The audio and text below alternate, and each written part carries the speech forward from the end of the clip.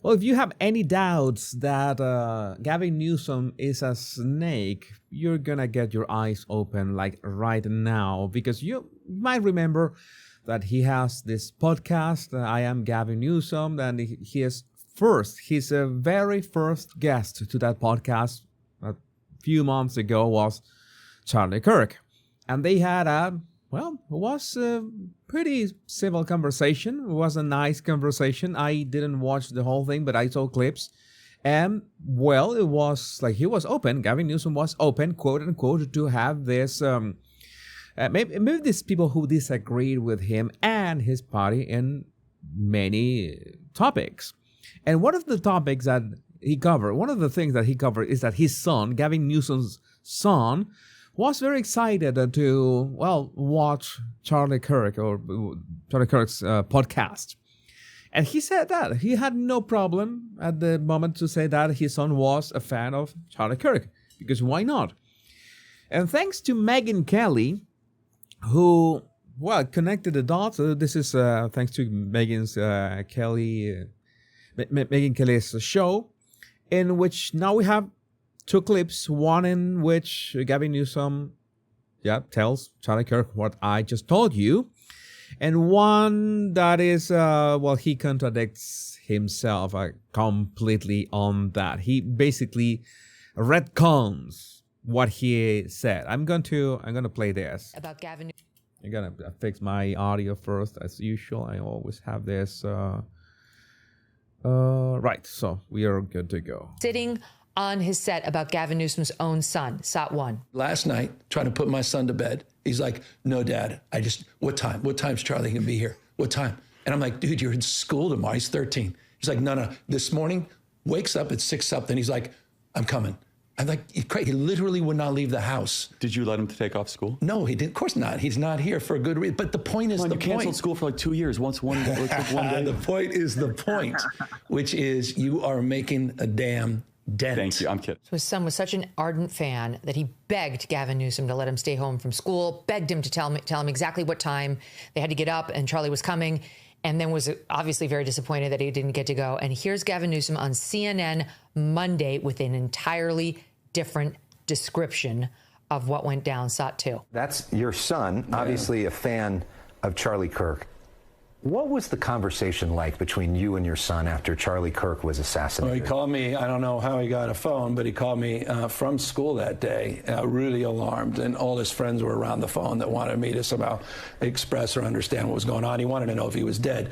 He wasn't a fan of him as much as he was familiar with really? him. And it was very revelatory for me, because he's also out there. My son is 11, 12 years old. He's sitting there talking to me about not just Charlie Kirk, but folks like Andrew Tate. And he's, sort of beyond Joe Rogan, in many ways, sort of Facebook in so many respects, of sort of this novelty of the pod, manosphere, et cetera. And it was so interesting to me in that context that he knew so much about Kirk, and that was a true story. I didn't know what he was saying or stand for. He didn't even have a strong position himself. Oh, okay. So now it's suddenly he wasn't a fan. Yeah, he wasn't a fan. This is something that I've told you many times. I don't know how these people don't understand that the internet is forever, but I think that they believe that their voters or whoever, I don't know, fancy them, still watch CNN. Even if they only watch CNN, they should notice that there's so many contradictions. But the problem is that they need to be on platforms like YouTube. We need to be like comparing these two clips, or platforms like X, or listening to Megyn Kelly's podcast, to realize the kind of people that these people are. And I'm not saying that only happens in Democrats. Yeah, Republicans are also guilty of that. But the problem is that I'm going to ask, who are the ones pushing for protection of criminals? Who are the ones pushing for, opening the gates of the United States for illegal migrants? Who are the ones pushing for the trans agenda? Who are the ones pushing for all this criminality running free over and over again. You're just asking that question, and you realize, oh yeah, this is what they do, as Joshua Lysak says. This is what they do over and over again, and they try to backtrack. What my question would be, this is the part that I simply don't understand. My question would be, Charlie Kirk was assassinated, and Gavin Newsom is given this fresh recollection of his son finding a phone out of nowhere, calling him from school, all his friends around the phone on the speaker, trying to know what Newsom, Papa Newsom, Papa Newsom, that sounds like a pizza place. Papa Newsom wanted to say something about that. They wanted to listen. He could have said that there was the perfect moment to say, yeah, my son listened to Charlie Kirk. Saying that my son was not a fan of Charlie Kirk after he was assassinated, that is really bad taste. That tells me that whatever Gavin Newsom did on that first podcast episode with Charlie Kirk and what he said, that clip, that his son was a fan, that did not sit well with his numbers, his fans, whatever.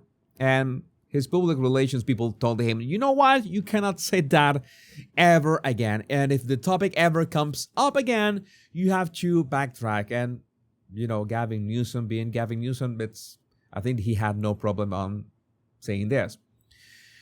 And that is the problem. That is the main issue. You see, I'm going to zoom in on one of the screenshots of this guy. You see this people having no problem backtracking, backpedaling on this stuff on camera in front of millions. All you have to ask, it's a very easy question. What else are they willing to backtrack on? What else are they willing to lie about? Was he lying when he had Charlie Kirk right in front of him? Or was he lying when Charlie Kirk was assassinated and he was been asking the question on CNN? Because you can only have one of them. That's the thing.